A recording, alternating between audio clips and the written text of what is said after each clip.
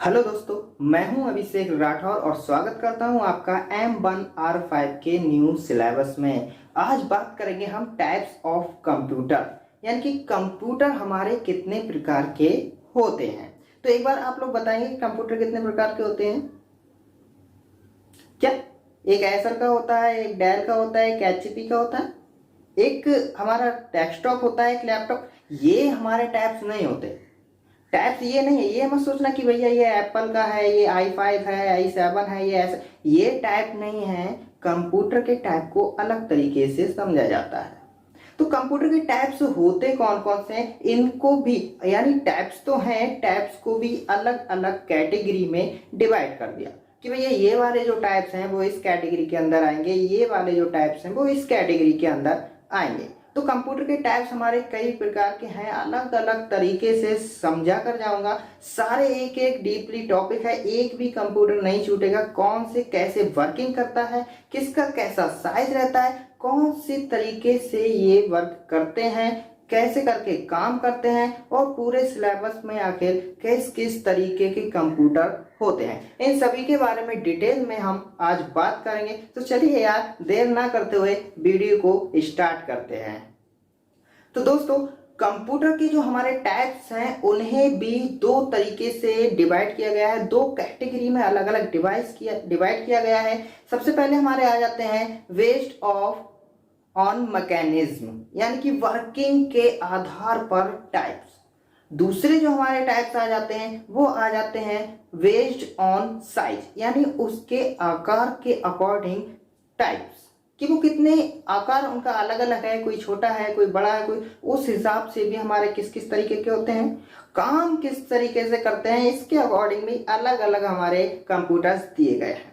तीसरा जो टाइप्स आ जाता है वो आ जाता है बेस्ड ऑन पर्पस, यानी कि कौन सा कंप्यूटर किस पर्पस पर काम करेगा। जैसे कि ये स्क्रीन पर तीनों टाइप्स हमारे शो हो रहे हैं। पहला आ रहा है बेस्ड ऑन मैकेनिज्म, यानी वर्किंग के आधार पर, कार्य प्रणाली के आधार पर किस तरीके से ये काम करते हैं। दूसरा हमारा आ रहा है बेस्ड ऑन साइज, यानी कि साइज के आधार पर कौन कितने बड़ा कंप्यूटर है, कौन सा कितना छोटा कंप्यूटर माना जाएगा।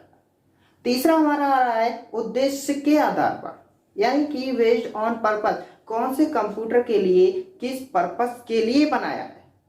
भाई पर्पस तो अलग अलग हो सकते हैं, कि मुझे अपने घर के लिए चाहिए, मुझे सिर्फ ऑफिशियली वर्क के लिए चाहिए, मुझे बड़े प्रैक्टिकल करना है, कोई अनुप्रयोग करने हैं, या साइंस के लिए चाहिए, इंजीनियर के लिए चाहिए। अलग अलग तरीके से अलग अलग कंप्यूटर को डिफाइन किया गया है। लेकिन मैं बात करूं यहाँ पर, तो ये जो हमारे दो तरीके के कंप्यूटर हैं, बेस्ड ऑन मैकेनिज्म और बेस्ड ऑन साइज, इन्हीं के बारे में हम बात करेंगे। एक बार इनके बारे में बता देता हूं। Based on purpose, based on purpose यानी उद्देश्य के आधार पर हमारे जो कंप्यूटर हैं वो सिर्फ दो प्रकार के होते हैं। कितने प्रकार के होते हैं? सिर्फ दो प्रकार के होते हैं। पहला जनरल पर्पस, दूसरा स्पेशल पर्पस। अब ये क्या होते हैं? देखिए, जनरल पर्पस, जनरल का क्या मतलब होता है? सामान्य, यानी जो सामान्य उद्देश्य के लिए बनाए गए हैं वो जनरल पर्पस के कंप्यूटर्स कहलाएंगे। भाई ऑफिशियली वर्क है, घर का वर्क है, एजुकेशन के लिए चाहिए, रिसर्च के लिए चाहिए, मनोरंजन के लिए चाहिए। हमारे घरों में जो लैपटॉप हैं, डेस्कटॉप हैं, पीसी हैं, किसी भी तरीके का हो, ये सारे हमारे क्या कहलाएंगे? General purpose computer.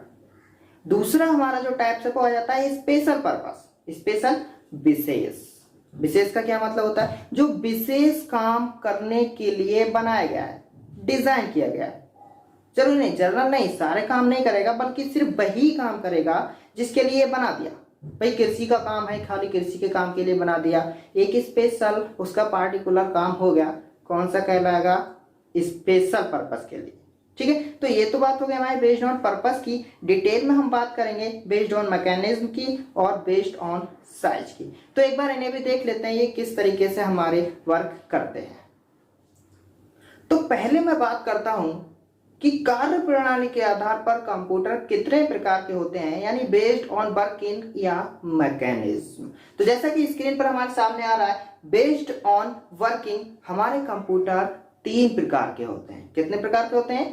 तीन प्रकार के होते हैं। नंबर एक analog computer, number 2 digital computer और number 3 hybrid computer. Hybrid computer जो दोनों ऊपर वाले जो है हमारे एनालॉग और डिजिटल, उन दोनों को जो मिलाकर हमारा कंप्यूटर बनेगा वो कौन सा कहलाता है? Hybrid computer. ठीक है, तो ये 3 तरीके के हमारे कंप्यूटर हैं। इससे एक्स्ट्रा हमारा कोई भी कंप्यूटर नहीं है, बात समझ लो।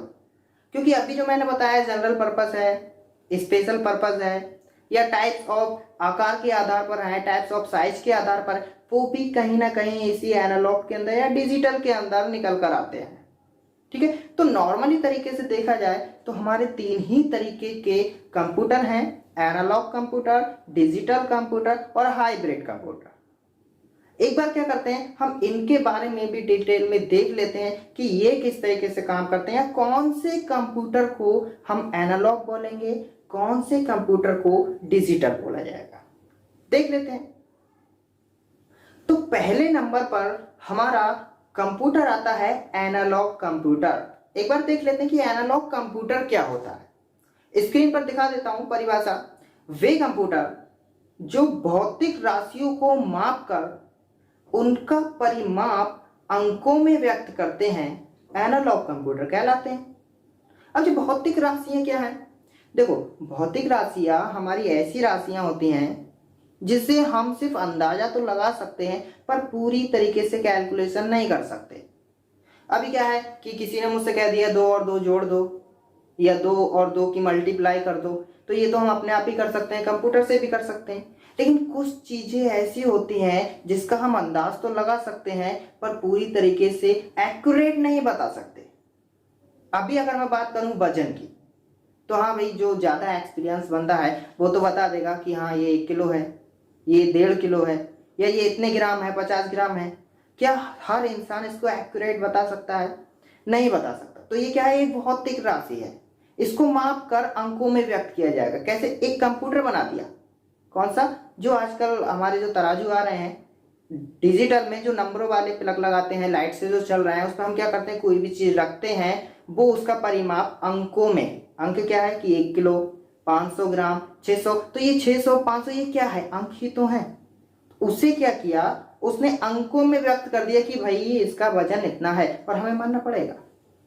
तो ये क्या है, एनालॉग कंप्यूटर। स्पीडोमीटर, दूसरा हमारा एग्जांपल क्या, स्पीडोमीटर। स्पीडोमीटर क्या करता है, गाड़ियों में लगा हुआ है भैया, तेजी से चल रही है गाड़ी, ऑटोमेटिकली पता लग रहा है कितनी स्पीड से चल रहा है, बोले हम तो भैया 80 की स्पीड से चल रहा है। सामने चाहे कोई गाड़ी आ जाए, 80 से कम नहीं होगी, या हम 60 की से चल रहा है, नॉर्मल व्यक्ति 40 से 60 से चल जाए, वैसे ज्यादा चलना भी नहीं चाहिए, 60 की स्पीड नॉर्मली रहती है, और 40 में चलो तो बहुत बढ़िया है। ठीक है ना, तो ये स्पीडोमीटर आ जाता है। वोल्ट मीटर, अभी किसी को बुखार, टेम्परेचर नापेंगे, टेम्परेचर शरीर में का टेम्परेचर, बुखार आ गया 104 डिग्री पहुंच गया, बोले भाई मैं तो अब मरने वाला हूं, क्या कहा उनने, ले गए लगा दिया फारेनहाइट थर्मामीटर, और वो उसने टेम्परेचर बता दिया, इतने फारेनहाइट जो है टेम्परेचर पहुंच गया। क्या हम बता सकते हैं? क्या हम किसी को देखकर या रूम का टेम्परेचर या कहीं का भी, हम सिर्फ एक अंदाजा लगाते हैं, इतना हो सकता है, एक्यूरेट नहीं है। उनके लिए क्या किया, कुछ ऐसे डिवाइसेस बना दिए जो उनको नाप रहे हैं, माप रहे हैं, वो अंकों में बता रहे हैं ये इतना है, ये इतना है। तो ये क्या कहलाते हैं हमारे एनालॉग कंप्यूटर। एनालॉग कंप्यूटर जो डिजिटल जो भौतिक राशियों को मापकर, एनालॉग कंप्यूटर जो भौतिक राशियों को मापकर उनका परिमाप अंकों में व्यक्त करते हैं, एनालॉग कंप्यूटर कहलाते हैं। ज्यादातर इनका जो यूज रहता है वो विज्ञान में, यानी वैज्ञानिक लोगों के द्वारा किया जाता है और इंजीनियर्स के द्वारा किया जाता है।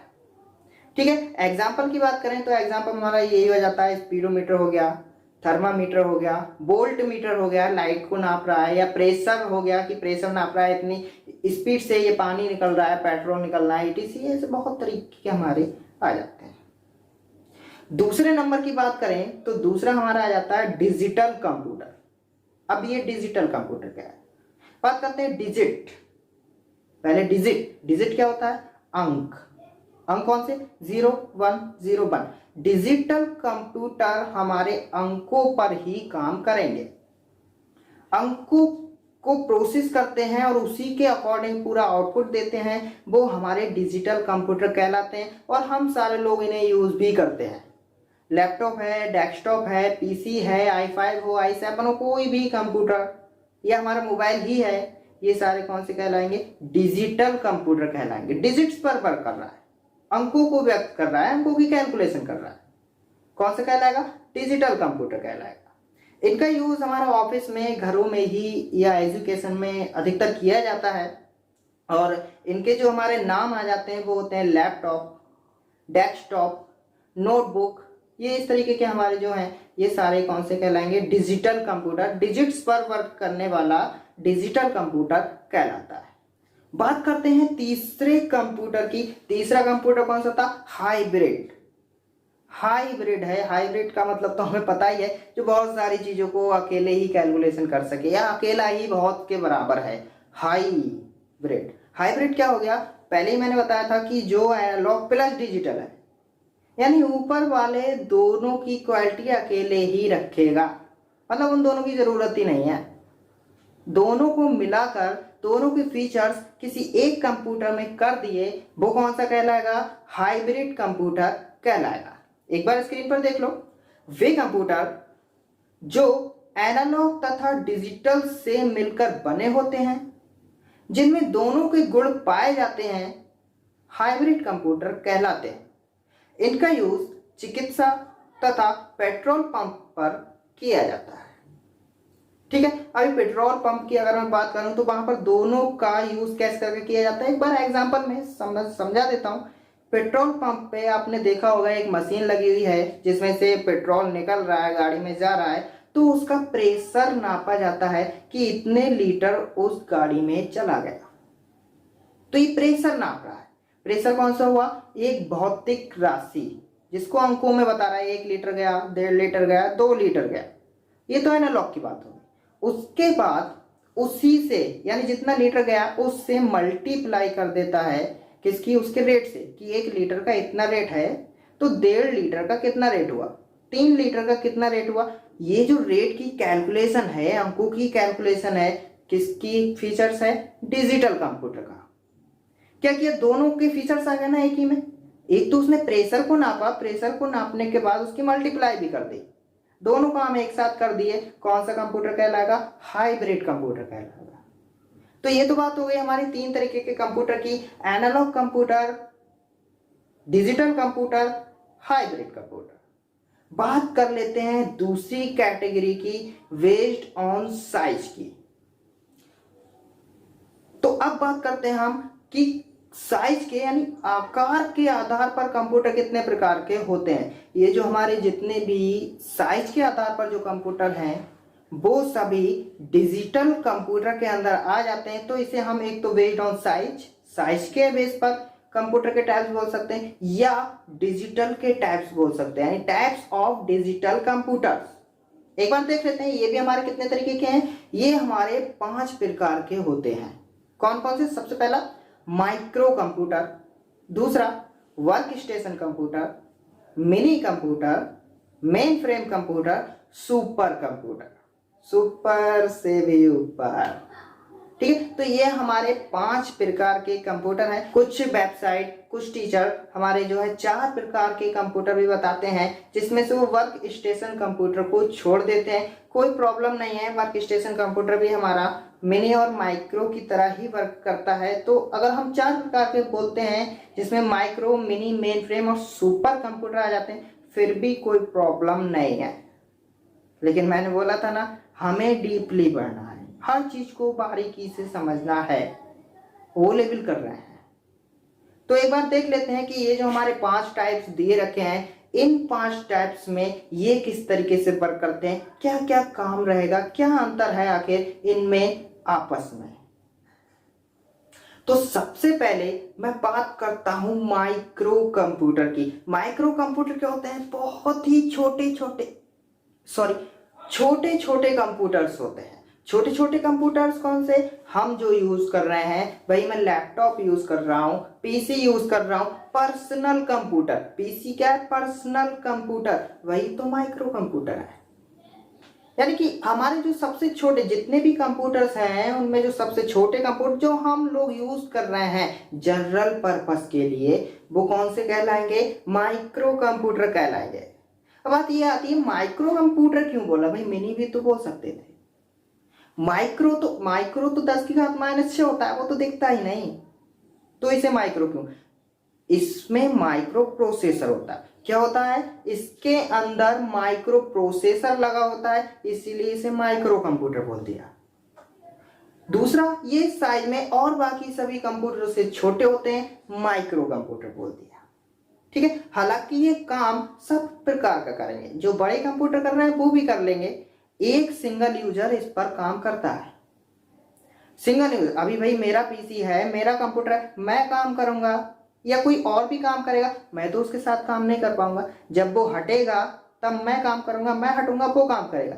एक समय पर एक यूजर काम करेगा, माइक्रो कंप्यूटर कहलाएगा। आपके पास होगा, नहीं है तो ले लोगे, आगे चलकर हो जाएगा, कोई प्रॉब्लम नहीं। तो ये कहलाता है हमारा माइक्रो कंप्यूटर। नाम हो जाते हैं इसके लैपटॉप, डेस्कटॉप, नोटबुक। ठीक है, स्क्रीन पर आ भी रहा है। ये आकार में सबसे छोटे कंप्यूटर होते हैं, इनमें माइक्रो प्रोसेसर का यूज किया जाता है। ये सामान्यतः सभी प्रकार के काम कर लेते हैं। इनका यूज एक व्यक्ति ही कर पाता है, इसीलिए इन्हें पीसी, पर्सनल कंप्यूटर कहा जाता है। दूसरे नंबर पर आता है हमारा वर्क स्टेशन कंप्यूटर। अब क्या सोच रहे हो? स्टेशन पे वर्क करता हुआ? ऐसा नहीं है कि स्टेशन पे वर्क करता है तो वर्क स्टेशन हो गया, नहीं यार। वर्क स्टेशन कंप्यूटर भी सिंगल यूजर कंप्यूटर होते हैं, लेकिन इनमें बहुत स्पीड वाला यानी ज्यादा कैपेसिटी का हाई क्वालिटी के माइक्रो प्रोसेसर और रैम और एचडी ग्राफिक्स कार्ड, अभी ग्राफिक्स कार्ड के बारे में बाद में हम बात कर लेंगे, एचडी के ग्राफिक्स कार्ड एडाप्टर का यूज किया जाता है। इनका यूज ज्यादातर बैंक में, रेलवे में, साइंटिस्टों के लिए या गवर्नमेंट ऑफिशियली वर्क के लिए किया जाता है। ठीक है, तो ये क्या है? साइंटिस्टों के लिए अलग अलग एक्सपेरिमेंट करते हैं, ज्यादा डेटा की जरूरत पड़ती है, ज्यादा एचडी की जरूरत पड़ती है, तो ज्यादा ग्राफिक्स लगा दिए, माइक्रो प्रोसेसर लगा दिया, अधिक स्पीड का लगा दिया, i9 लगा दिया, i7 लगा दिया, या उससे अधिक का लगा दिया, ज्यादा रैम लगा दी, और इस तरीके से किसी कंप्यूटर को डिजाइन कर दिया। अब वो बहुत ज्यादा फास्ट चलेगा, क्या कहलाएगा? वर्क स्टेशन कंप्यूटर कहलाएगा। तो ये तो बात हो गई हमारी वर्क स्टेशन कंप्यूटर की। स्क्रीन पर भी देख लो एक बार। वर्क स्टेशन कंप्यूटर एक सिंगल यूजर कंप्यूटर है जो तकनीकी तथा वैज्ञानिक एक्सपेरिमेंट के लिए डिजाइन किए जाते हैं। इसमें तीव्र स्पीड वाले यानी अधिक स्पीड वाले माइक्रो प्रोसेसर, ज्यादा रैम तथा एचडी ग्राफिक्स कार्ड यानी हाई डेफिनेशन ग्राफिक्स कार्ड या ग्राफिक्स एडाप्टर का यूज किया जाता है। इनका यूज बैंक, रेलवे, साइंस या गवर्नमेंट यानी सरकारी विभागों में, गवर्नमेंट ऑफिस में किया जाता है। तीसरे नंबर पर आता है हमारा मिनी कंप्यूटर। अब ये तो मिनी है लेकिन माइक्रो से तो बड़ा है। देखो जैसे जैसे हम आगे नेक्स्ट आ रहा है कि पहला, फिर दूसरा, तीसरा, चौथा, तो साइज क्या है इनका इंक्रीज होता जा रहा है, मेमोरी इंक्रीज हो रही है, स्पीड इंक्रीज हो रही है। ठीक है, तो मिनी कंप्यूटर क्या है हमारा? माइक्रो कंप्यूटर से ज्यादा कैपेसिटी रखता है। कैसे रखेगा? एक तो ये मल्टी यूजर होगा। मल्टी यूजर का मतलब बहुत सारे लोग एक साथ काम करेंगे, उसमें एक कर रहा था, इसमें कितने भी करेंगे। दूसरा होता है मल्टी प्रोसेसिंग, यानी कि इसके अंदर सिर्फ एक प्रोसेसर नहीं है बल्कि दो या दो से अधिक प्रोसेसर का यूज किया जाएगा। भाई इतने लोग काम कर रहे हैं, प्रोसेसिंग के लिए कैपेसिटी भी तो ज्यादा चाहिए। एक प्रोसेसर लगा दिया तो भैया वो तो हैंग हो जाएगा। हम तो मोबाइलों में क्या करते हैं, एक टास्क खोला, दो टास्क खोले, तीन टास्क खोले, उसके बाद बोले अब तो भैया मोबाइल दूसरा लूंगा, 4 GB रैम कर लो। अरे उसकी कैपेसिटी भी तो देखो। ठीक है, तो मिनी कंप्यूटर क्या है? मल्टी प्रोसेसिंग, दो या दो से अधिक प्रोसेसर लगाएंगे। मल्टी यूजर, दो या दो से कम 200 यूजर तक इसमें काम करेंगे। कंप्यूटर एक, लोग 200। छोटे मोटे कंप्यूटर पर तो 200 लोग काम नहीं कर पाएंगे ना। वो कर भी दिया तो क्या होगा, धुआं निकल जाना है भैया, ठीक है ना। तो उसके धुआं निकलने से तो अच्छा है कंप्यूटर बदल देना। बात करते हैं ये अधिक स्पीड तथा मेमोरी वाले कंप्यूटर। अब भाई ज्यादा लोग काम कर रहे हैं, ज्यादा डाटा को एक्सेस करेगा, ज्यादा डाटा को एक्सेस करेगा तो ज्यादा मेमोरी भी चाहिए, रैम भी ज्यादा चाहिए, टास्क तो रैम में जाके खुलेगा। मेमोरीज में पढ़ा दूंगा मैं कि किस तरीके से रैम काम करती है, कैसे प्रोसेसर काम करता है। ये अधिक डाटा को संभालने तथा एक्सेस करने के लिए यूज किए जाते हैं कि बड़े बड़े संस्थानों में, बड़े बड़ी जगहों पर एक ही कंप्यूटर, मान लो कोई बैंक चल रही है तो बैंक में जो मैनेजर के पास कंप्यूटर है तो सब उसी से अटैच, उनका सभी का डाटा जो भी एनालाइज हो रहा है, इकट्ठा हो रहा है, उसकी सारी नॉलेज किसके पास जा रही है, मैनेजर के पास। तो वो मैनेजर से सारे कनेक्टेड हैं। तो मैनेजर या जो बड़े अधिकारी होते हैं उनके पास किस टाइप के कंप्यूटर होते हैं, मिनी कंप्यूटर ज्यादा होंगे। एक बार फिर भी स्क्रीन पर देख लो लिखने के लिए, ये माइक्रो कंप्यूटर से आकार में बड़े तथा महंगे होते हैं। ये मल्टी प्रोसेसिंग तथा मल्टी यूजर कंप्यूटर होते हैं। इसमें एक साथ 200 यूजर तक काम कर सकते हैं। ये अधिक स्पीड तथा मेमोरी वाले कंप्यूटर होते हैं। इनका उपयोग बड़े डेटा को संभालने तथा उसे एक्सेस करने के लिए किया जाता है। चौथे नंबर पर आता है हमारा मेन फ्रेम कंप्यूटर। अब ये मेन फ्रेम कंप्यूटर क्या होगा, मिनी से थोड़ा आगे चलेगा।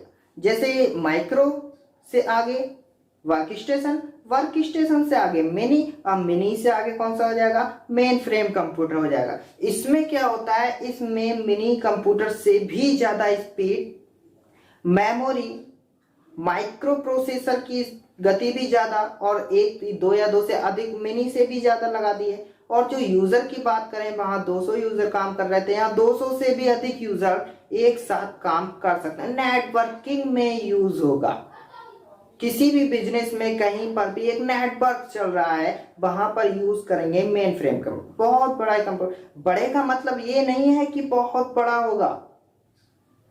देख रहे हो सीपीयू जो होता है, सीपीयू थोड़ा उससे बड़ा हो जाएगा या उससे थोड़ा बड़ा, भाई 2 से ज्यादा रैम लग रही है, 2 से ज्यादा प्रोसेसर लग रहे हैं, इतने लोगों को एक्सेस कर रहा है, पोर्ट ज्यादा होंगे, तो इसका मतलब ये नहीं है कि वो बहुत बड़ा होगा ऐसा ही नॉर्मल देखने में कैपेसिटी ज्यादा है।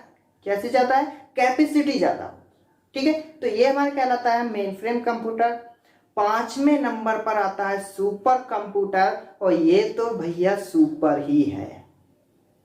सुपर नाम से तो पता लग ही रहा है, सुपर किसे बोलते हैं हम, जो बहुत ज्यादा ही टेक्नोलॉजी है, या किसी इंसान का बहुत तेज दिमाग है, या कोई डांसिंग में बहुत तेज है, सिंगिंग में बहुत तेज, उसे क्या बोलते हैं, सुपर। क्या बात है। तो ये जो सुपर कंप्यूटर है, इसके भी भैया कुछ ऐसी ही बातें हैं।